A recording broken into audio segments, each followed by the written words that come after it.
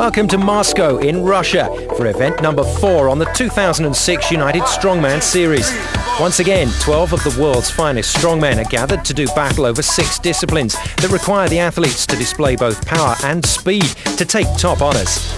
The athletes usually arrive at the competition venue some days before the event in order to acclimatise to their new surroundings. Time to train, time to socialise, and as always, time to take in some of the sights, including the River Moskva, Red Square and the Kremlin, which remains at the heart of Russian power. There's also time for these modern-day gladiators to relax before battle commences.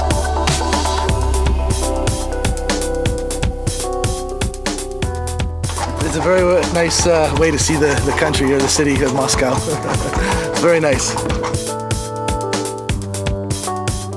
I'm from Grenada.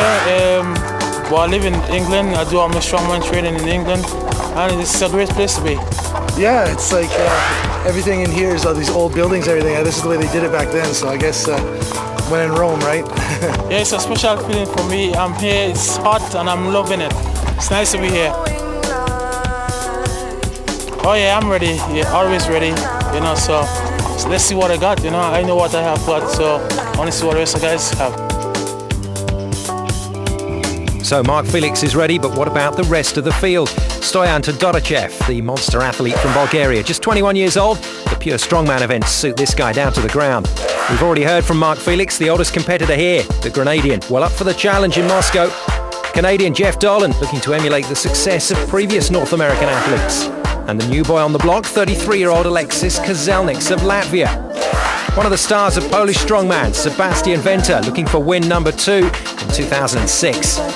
Russia have a strong representation here, and amongst them, debutant pocket powerhouse Machuka Vyacheslav.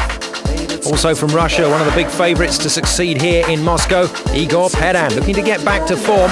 The Russian fans also have Alexei Sherebryakov to cheer on, the 27-year-old looking like a baddie from a Bond film. And completing the Russian lineup, regular on the United Strongman Tour, Mikhail Sadorochev. Ervin Katana will be flying the flag for Serbia and Montenegro in Moscow. And Ukraine will be ably represented by Kirilo Shupranin. Completing the lineup for the event, baby-faced assassin Tommy Karlsson from Sweden, just 22 years old. And to keep them all in line, Dr. Douglas Edmonds, the godfather of modern strongman, one of 2 IFSA official referees in attendance. Time for the first discipline then. Log lift, and with a different take on it this week. Sometimes we have multi-reps, sometimes we have speed, but this week it is all about power. So the athletes will come into lift and they won't leave the arena until they've taken their maximum lift, and they can take step-ups of whatever weight they wish until they're comfortable that that is their recorded lift that they wish to put up against the rest of the competitors. First up then, Sebastian Venter. He's a big, tall man, is Venter. And 160k hoisted above the head with ease. But he really does use his body very well. Considering how tall he is, he does make some of these power events look so simple. Next lift, 175, and look at that. Good start for the Polish athlete.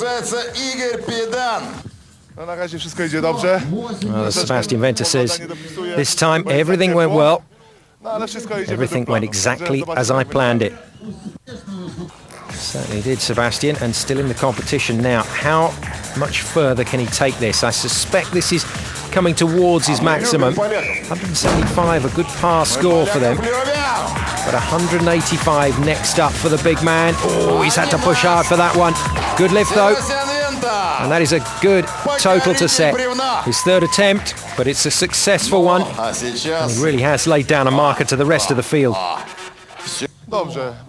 Good, says Sebastian. I like that discipline very much. It was a pity that I wasn't able to practice it a lot in Poland, but I'm very satisfied with this result. Well, so he should be. So Venter on 185 kilograms. He got there eventually. I wonder who on earth can beat that effort. Ervin Katana next up. As with most of these guys, they have a lot of powerlifting and weightlifting experience. Most strongmen come through to this event from that background, and some of them even have Olympic honours at that level. 160 kilograms, and this suits Katana. His levers exactly right for this competition. And he surely must be able to go past 160 with ease, but he did struggle a little at that first weight.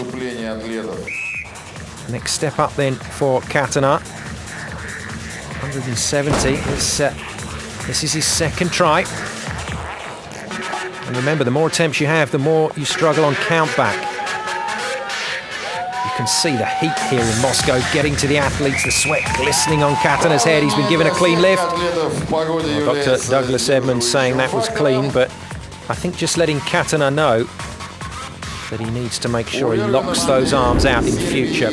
Well, I wonder what jump Katana will take. Looks like he's decided to go up to 180.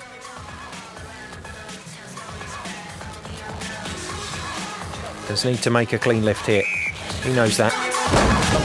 And I'm not sure how much further he can go after this. Yeah, look at the pause there as he just keeps the weight on the thighs.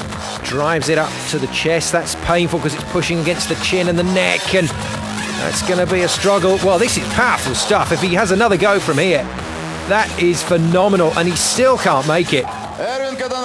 So Katana is going to loosen himself up a bit. He's going to go again. Well, you've got to admire the guts of the man from Serbia and Montenegro. He knows that he should be good at this event. He knows he can record a decent total here. Maybe it won't challenge the 185 for Venter, but you'd have thought 180 at least for Katana. Once again, that weight pressing down on the lower neck and chin. No, it's all too much for him. I have little pain in this, the look. You see, pressure all time, and I must fall down. But 170 is not bad. Well, it's not bad, but I think there'll be a few other athletes on 170 come the end of this opening discipline. Venter then, still in the lead on 185, but the next competitor up is a man that can really challenge the Polish athlete. Igor Pedan, successful in Moscow last year on the United Strongman Series, and in front of his home crowd, he's a tough man to stop, and look at that. Straight in at 170. Everyone else has warmed up with a 140 or 150, but Pedan in at 170, successful first time up, and he's jumped it by 10k, gone straight for 180.